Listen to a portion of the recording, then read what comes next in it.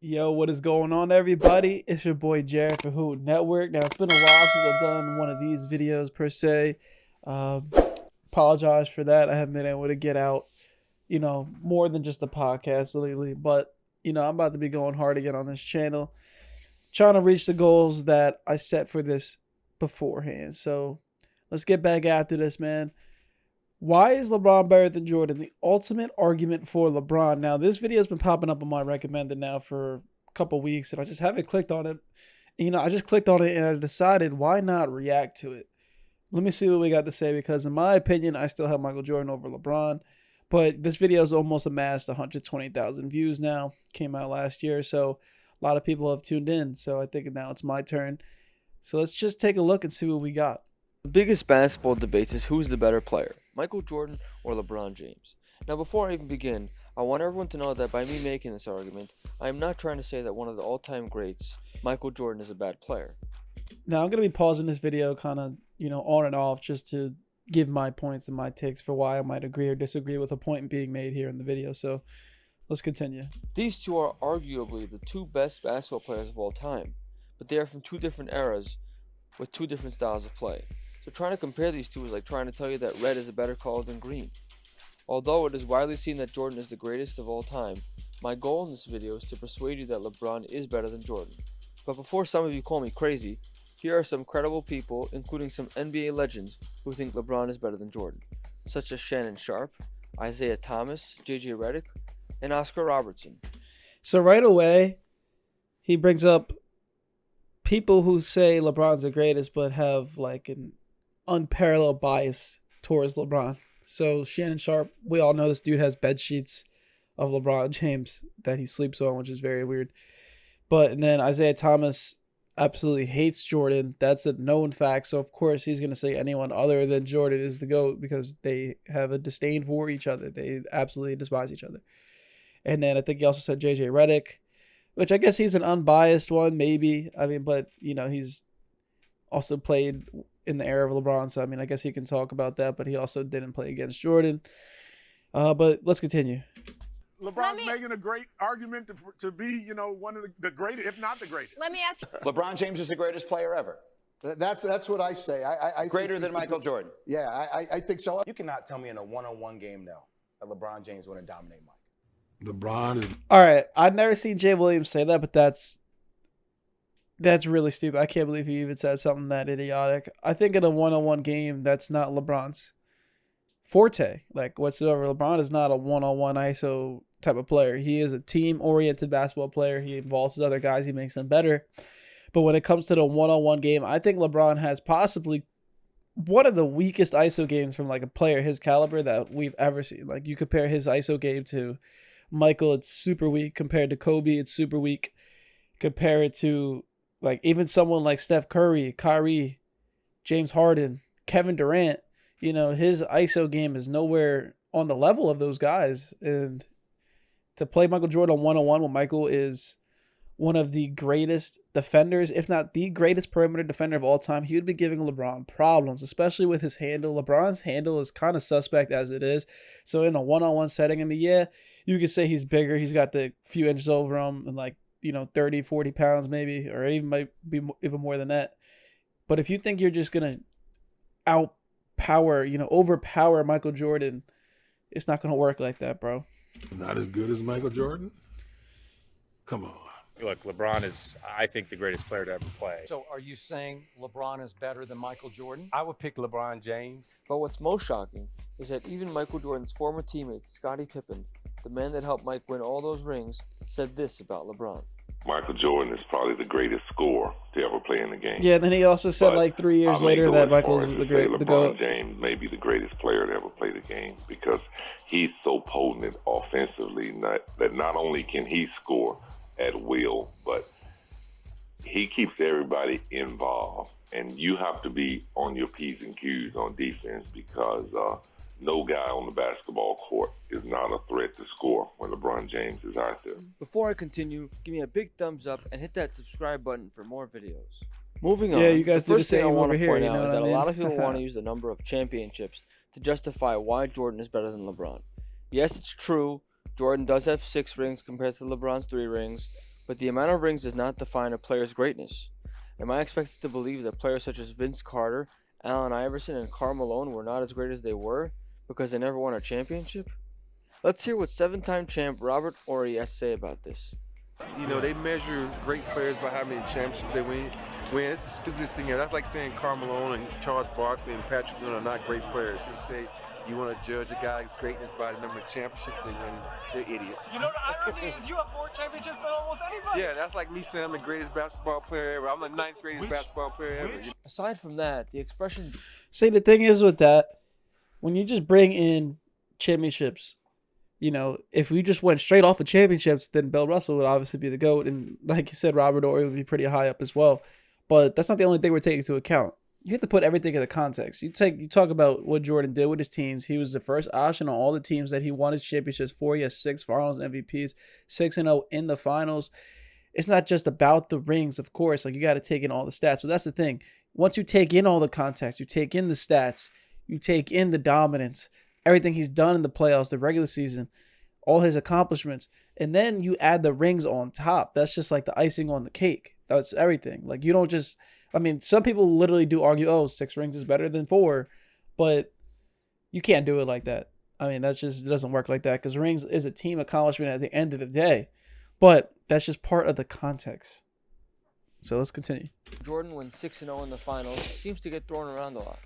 And I think the media has a lot to do with that. I'm talking about a 6-time champion who's never, ever lost an NBA Finals. He never lost in the finals. He's undefeated in championships. Michael had no NBA Finals losses. Michael Jordan won 6 NBA Finals and never lost one. LeBron has 3 and 9 tries. LeBron is still 3 and 6. LeBron James has lost 6 NBA Finals. Sometimes statistics can be skewed to favor someone. This is one of those times. I can show you a stat like this that favors Jordan. Or I could show you something like this that favors LeBron. The statement that Jordan wins 6-0 in the finals is a very misleading statement, and here's why. Yeah, and this graphic right here, just for everybody, this is extremely misleading, as he said. You know, not that he was trying to justify this graphic, but just in case someone, you know, some people will look at this graphic and be like, wow, like, LeBron was way better than Jordan in year 15, but this is not taking into account that Jordan was almost 40 years old in year 15, and LeBron in year 15 was only like 33. Huge difference, bro. Huge difference. So 3 and 5 doesn't mean anything. I'm more impressed with 8 finals than I am with the record in the finals. I'm with you, you, was Doc. 0 for 8 in finals, that would still be an amazing achievement. That's like going to 8 Super Bowls. LeBron made it to the finals 9 times and lost 6 of them. And those losses keep getting put over his head, penalizing him rather than praising him. While Michael Jordan's 7 early exits out of the playoffs are never counted against him. This logic tells people us that do losing count in the that finals against him now. is somehow worse than losing in the first 3 rounds. So all those times LeBron lost in the finals, was he better off just not making the playoffs at all? Just so everyone could say that he went 3 for 3 in the finals? Absolutely not. The fact that a player can go to the finals so many times is a great accomplishment and should be commended. I'd hate to use a meme to help my point, but I felt like it was suitable, and I'm sure some of you have seen it before. You can't lose in the finals if you never make the finals. But I think we can all agree it's better to reach the finals and give yourself a shot at the championship than not to reach the finals at all. You know what? Could someone back me up on this? Michael Jordan, 6-0 in the finals. I agree, yes. LeBron, 3 and 6 in the finals. I agree. But what I do look at is 6 and 3 being 9. You know how hard it is to get to the finals? The NBA is full of NBA players. These guys are the best basketball players in the world compete. All right. 9 finals is obviously impressive. But I don't know if you've all seen the Jimmy High Roller video, you know, about analyzing the road to the finals, the competition that they played. LeBron James, it was like, I don't want to say half, but it might have even been half of the trips that he had to the finals, ranked among some of the lowest as far as competition, the teams he played and their win percentage. Just like, for instance, last year, a lot of people called the Lakers ring a Mickey Mouse ring and everything, you know, and I'm a Lakers fan, and I have no bias towards LeBron. I'm a Kobe guy first, but I still obviously respect LeBron. I think he's top 3 all time. Anyways, going back to what I was saying. The roads to their path last year to the finals is that they actually had like the lowest, they played against the lowest win percentage teams or something along that lines. I mean, the graphic was a little, you know, skewed, I guess, but you know, a few times he played in the weak Eastern Conference and just played 500 teams in the first round compared to who Jordan was playing. He has the second most 50-plus win eliminations of all time, like eliminating teams that have won 50 more games in the playoffs. He has the second most ever behind Kobe. And I think LeBron only had like 7, if that. You know, yeah, he eliminated a 73-win team, though, so I'll give him that much. But just the path to get there was so much easier for LeBron James in the East, especially since he had a super team majority of the time coming through the East. Only competition he really had to face was a young Pacers team. He faced the old Celtics team early on when he had the prime Miami Heat super team. And other than that, he never really faced too much competition in getting to the finals from the East. So that's my take on that one. It takes a team to win the championship. The best teams win every year. It's just how it is. One man can't win by himself. The sad part is y'all are degrading LeBron like he's not that good because he's not winning against a team that is better. Like, what's worse, you degrading LeBron or degrading the Warriors? You have 4 future Hall of Famers on that team. I wonder how they feel to see you talk about LeBron in this manner as if they're not better than LeBron by himself. LeBron's team is clearly not a better team than the Warriors. So that is why the 6-0 talk is a misleading statement and degrade. And that's another thing. I'm sorry to keep pausing this video, but, you know, this is my reaction to it, so I'm going to be doing it. But if LeBron is the GOAT, does he have to have the absolute best team to win the finals? If you're the GOAT and you have the second best team, right? Let's say you have the second best team in the NBA. The GOAT is not enough to get them over the hump. I mean, I get it with the Warriors. Trust me. I get it with the Warriors, right? But the Mavericks 2011, Spurs 2014, Spurs, and then like, well, I'm not even going to bring up the Spurs in 07 because that was a straight carry from LeBron. But, like, you get the picture, right? You get the picture, right? I mean, you don't need to have the absolute best team in order to win the finals if you're the GOAT. Because Jordan, if you take Jordan off the Bulls, that Bulls team is not the best team in the NBA. It's that simple. I mean, it would be the same case for LeBron. You take him off the Cavs, they're obviously not the best team in the NBA.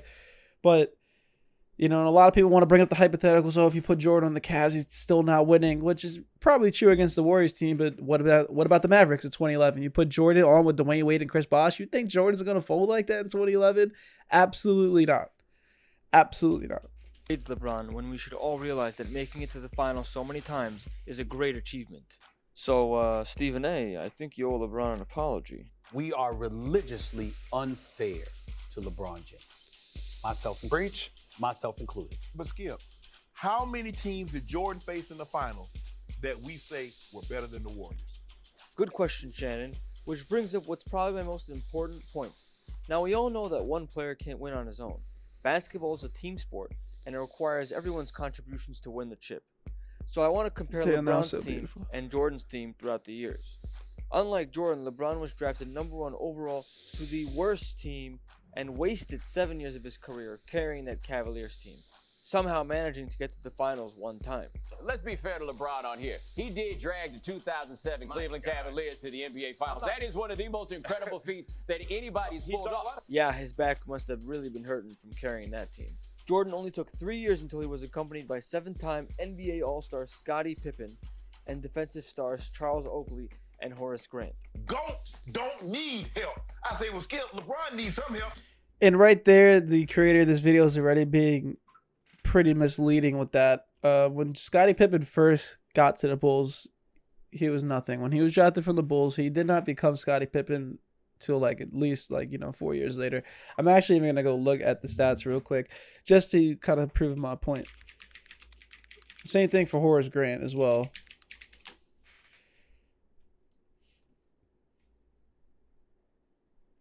So as you can see, he averaged 8 and then 14, and then finally, he became an all-star 3 years in. So maybe he did say that. So 16.5 points. And that's kind of weak for an all-star, though. I mean, 16, 7 and 5. That's all right. But, he didn't really become Scottie Pippen, though, until, a little bit later down the road. But that's when they actually finally started winning rings. But let's continue. Not if you the GOAT. Well, if Michael Jordan is the GOAT, why did he need Scottie Pippen? He got swept every time he went to the playoffs without Scottie Pippen. For the rest of their careers, both LeBron and Jordan obviously had great teammates, but Jordan most definitely had more help. Shannon Sharp, tell the people at home why. I saw LeBron James leave Cleveland, Skip. Yep. And they get the lottery. I see LeBron James go to Miami. They go to the finals 4 straight times. They win 2. I see him leave, and with 2 Hall of Fame players, they missed the playoffs. Now, Dwayne Wade missed that entire season as well as Chris Bosh the year after LeBron left. They both barely played. That's why they missed the playoffs. So another misleading take from Shannon Sharp. see LeBron go back. They go to 4 more finals. They win 1. He leaves, and now they're the worst team in the NBA. Michael Jordan leaves the Bulls, and they win 55 games without him. Now, I've been hearing... And again, I'm going to pause this one more time real quick just to explain this point. They played with 2 completely different coaches, obviously, in 2 completely different systems. When Jordan left the Bulls, they still had the same coach from the year before. They still played the same system. Or actually, to be honest, I can't even remember if Phil Jackson was there or not, but I still know that they played the same system as when he was there. I don't think Phil was there anymore after Jordan left as well, but they still played the same system, and they virtually still had all the same players. And Scottie Pippen was an amazing player. It's not like they had a scrub. When LeBron James left Cleveland, it's not that the team around him was bad, but the team went through LeBron. It's the LeBron James system. Everything works through LeBron. So if he's not there, obviously it's not going to work anymore, especially if you have a coach that just allows LeBron, to basically run the offense because he's that amazing. He's that smart. He's basically like a player coach on the court. And when he leaves that, there's no more system. It's gone. It's just LeBron James creating for everybody else. And if he's not there to do that, how is it going to work? That's why every team he leaves diminishes, because that system is not there anymore if he's gone. Now, you could take that as like a testament to LeBron's greatness, or you could say like, yeah, I mean, it is what it is. I'm just saying that's why teams just go to crap. LeBron James can't usually play with a really good start. Like, you've seen him play with Kyrie, and then he left even after winning the championship because he was just so sick of it and it really wasn't working. And even KD went as far as to say that it's toxic to play with LeBron. That's pretty strong. I wouldn't agree with that. But now we see LeBron playing with AD, which is like his perfect fit. He would do really well with the big man. We always said throughout the course of his career that he would do that. And now they're proving it. But as far as working with another guard, LeBron is the primary ball handler. He always needs the ball in his hand because the system revolves around him, and he needs to get everyone involved. That's how a LeBron James system works. A lot about how LeBron had a meltdown in the finals against the Mavericks, but really that's just a discredit to the great championship team that is the Mavericks. I think people just forgot how impossible it was to guard Dirk Nowitzki. This same Mavericks team that beat the Miami Heat 4-2 in the NBA Finals Also beat the Lakers, yeah. The 2-time defending champs, Lakers. They also blew the doors off Kevin Durant, James Harden, Russell Westbrook in 5 games. But see, we got to give it some context now. So are you telling me Andrew Bynum, Pau Gasol, Kobe Bryant, how could Kobe Bryant get swept? Now back to Shannon's question. LeBron achieved the impossible by defeating the best team statistically with a 73-9 season record. That same summer, Kevin Durant joins this team and becomes what I consider the most unstoppable team in NBA history. And before we get a little bit further, to go back to the Dallas Mavericks point, the Dallas Mavericks, they were a great team. Don't get me wrong, they were a great team. But going against the Miami Heat with the prime Dwayne Wade, prime LeBron James, and prime Chris Bosh, they were the underdogs. Easily the underdogs. Nowhere near favorite in that matchup. That Heat team was better than the OKC team. They were better than the Lakers team. They were better than every team that the Dallas Mavericks have come across in the West so far. And after all said and done, LeBron James only averaged 17 points per game that series and had a game where he only scored 2 points in the fourth quarter and finished with 8 points in a game. 8 points in a finals game. If LeBron James even plays like 70% of what he normally plays, they easily win that series. Just saying. If we were to put Jordan in LeBron's shoes in this scenario, there is no way he would beat this team. They got one guy. Do you realize Draymond is the 4th best player on their roster? He's averaging 11 and 8. He's gonna beat Shaq, KD, when Jordan Steph, retired. Clay? When Jordan retired. No. Yes. They would run laps around that Bulls team, yo. Are you kidding me? The next thing I want to point out is that That's LeBron just can stuff the ignorant. stat sheet better than Jordan, as well as being more capable of playing and guarding any position. And I'm going to let my friends over at Sports Science cover this one. What do you got for us? Here's why he can excel at every position on the court. First, quickness. The average player can cover the length of the court with 13 strides. LeBron can do it with just 9, and we've clocked him at over 20 miles per hour. When passing, LeBron can get off a 40-mile-an-hour dart in under 0.2 of a second. That's twice as fast as the average NFL quarterback releases a pass. Next, technique. LeBron typically releases a shot at more than 9 feet off the ground. That's higher than a stop sign. I mean, is all this to prove Is only 3 feet that away, he's he more can't even athletic get than a hand Jordan or within a something? foot of the I ball. mean, I don't And think finally, I'm denying that. range. The average I mean, NBA LeBron is center one of the most freakish 6'11" athletes with a in max all of vertical sports reach history. of about 31 inches, creating a range of He's about insane. 3,600 cubic feet. LeBron is 3 inches shorter, but his estimated 40-plus inch max vert actually gives him a range that's more than 5% greater than the average center. This helped LeBron this past regular season snag more than 74% of rebounds per opportunity. See, Thank you, okay, and I was well about to said. skip through that. So that's honestly. why LeBron is capable of guarding anyone. And as far as Jordan goes, I don't care how good Jordan is. Him being 6'6", 205 pounds would not be able to guard 7-foot centers who weigh 250 pounds. Although LeBron doesn't normally guard the other team's best player, he could easily switch Damn, off give me picks that. and guard anyone he wants. Now, I'm not saying that LeBron could guard some of the best centers such as Joel Embiid or a Shaquille O'Neal type of player, but he most likely could effectively guard an average center. LeBron, of course, also has the speed and strength to guard any other position.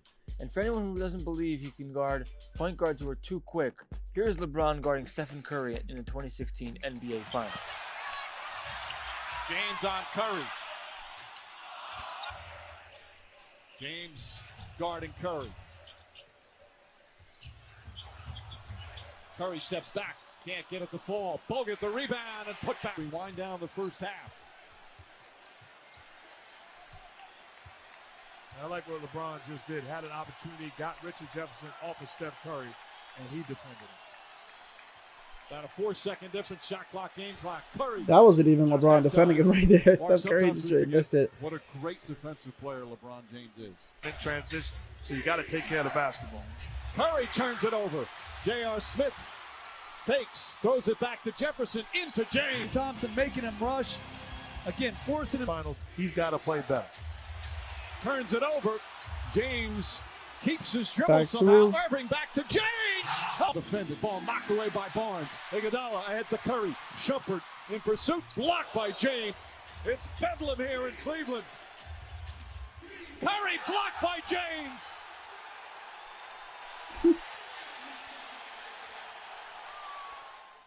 As far as the stat stuffing goes, the numbers should speak for themselves. Sure, Michael Jordan had more points than LeBron, but LeBron simply was just more versatile. He could rebound, assist, block shots.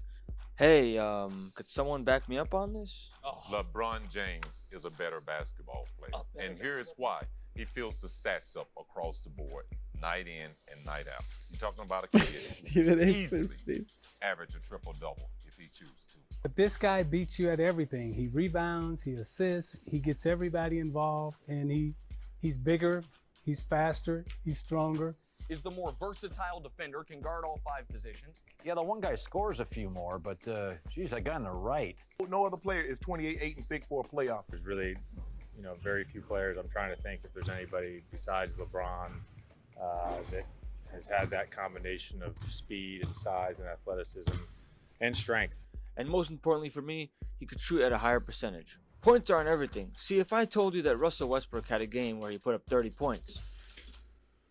Okay, Michael Jordan shoots 49.7% career field goal percentage for his career. LeBron James shoots 50.2 field goal percentage. You can look that up if I'm wrong. It might be 50.4. But the difference between the two is literally minimal, minuscule. And, you know, they're already trying to make it out to be like it's way greater, like Jordan was shooting 45 and LeBron shooting 50 or something that along those lines. Well, and that's just not the case. And then another reason that Michael Jordan didn't fill up the stat sheet is because he played in the triangle offense. It's the same thing that happened to Kobe. The triangle offense does not allow you to rack up assists. It's harder for you to get rebounds. And he still managed to give you 35 and 5 every single night.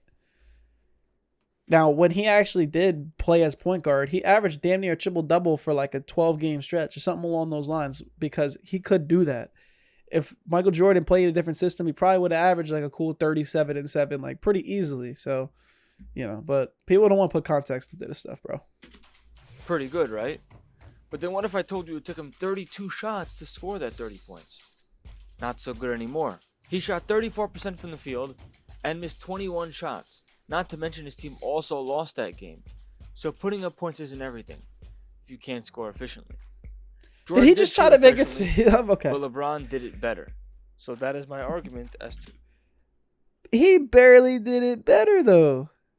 50. Okay, exactly what I said. 50.4 to 49.7. Plus Jordan gave you way more points. Way more points on only like one or two more shots. And then he wasn't even shooting threes yet. I mean, look, I watched this whole video. It did not really convince me that LeBron was over Jordan. He really didn't bring in like a crazy amount of numbers or facts that really blew me away. I knew everything already for the most part. I mean, everyone does as far as this argument if you're a basketball fan. I still think Jordan is the GOAT over LeBron. And, you know, I probably will make my own video kind of combating this one for why Jordan. I think Jordan's over LeBron. I think LeBron can still catch him. You know, if he wins another ring this year and then he keeps playing longevity wise for his totals, yeah, he'll probably just end up being the GOAT because he's going to be able to play for so long and be dominant for so long. But then it comes down to, what do you find more impressive? Someone that was able to dominate for so long, or someone that was able to dominate so much in such a short amount of time? If you look at Jordan's 11 years on the Bulls, really it was only 9 really it was like 11. Actually, I think he had 13 years in the Bulls. Let me make sure real quick. We're going to look this up. So from here to here, he played from 84 to 98. So he had 1, 2, 3, 4, 5, 6, 7, 8, 9, 10, 11, 12, 13 seasons, right? And this year he only played 17 games. This year, his second year, he only played 18 games. So really it's only like 11 and a half seasons.